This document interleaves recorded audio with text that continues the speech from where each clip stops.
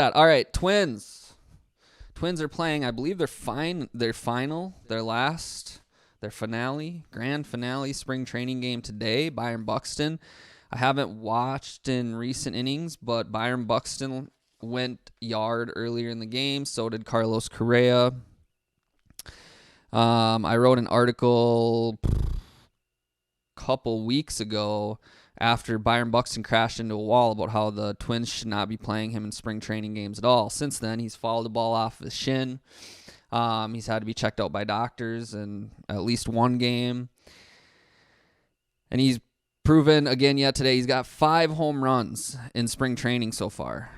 I mean, I'm glad it's the last game of spring training. I wouldn't even have had Byron Buxton playing today. As soon as I realized that his swing is on, his timing's on, I would have sat him on the bench and walked him around in a freaking wheelchair for the rest of the spring training.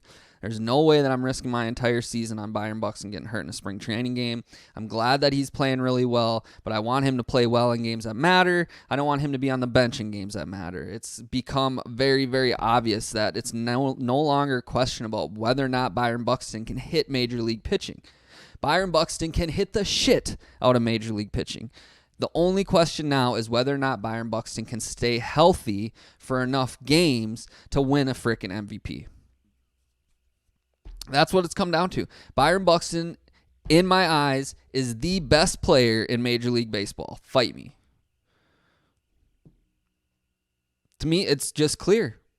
Every time he gets on the baseball field now, he dominates it. The only thing keeping him from dominating the game of baseball is being on the baseball diamond.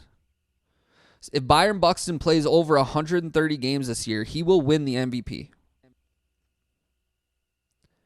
If Byron Buxton plays over 130 games this year, he will win MVP, and he will beat Carlos Correa out for it.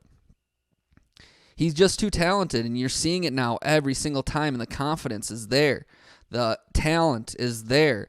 The work ethic is there. Byron Buxton has absolutely everything needed to be one of the greatest baseball players in the game. And if that were to happen, the Twins have him under contract for 7 years, $100 million, which would be the biggest steal in Major League Baseball contract history. But he's got to stay healthy. So I'm glad he made it through the spring training, and unless something's happened during the game that's going on right now, I sure hope that he's just sitting his beautiful, fine ass on the bench, and now just waiting for games to start counting.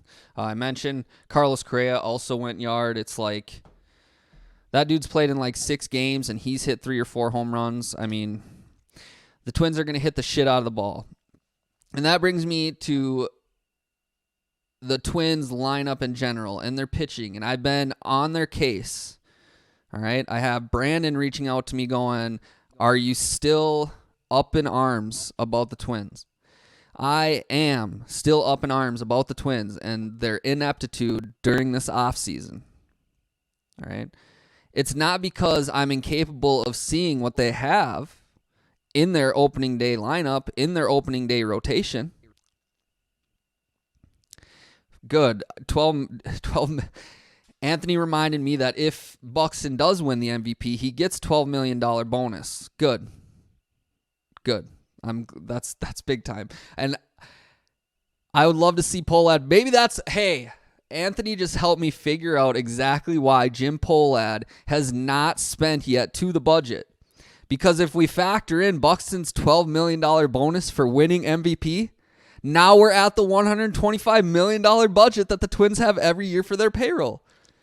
So maybe Pohlad really is at budget. Maybe the Twins are at budget. They just know that Byron Buxton's going to win MVP and he's going to be owed another $12 million. That puts him right at that $125 million payroll budget.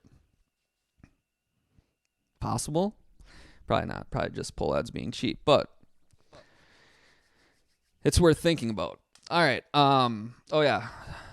Twins. Okay, so I realize that the Twins rotation isn't half bad.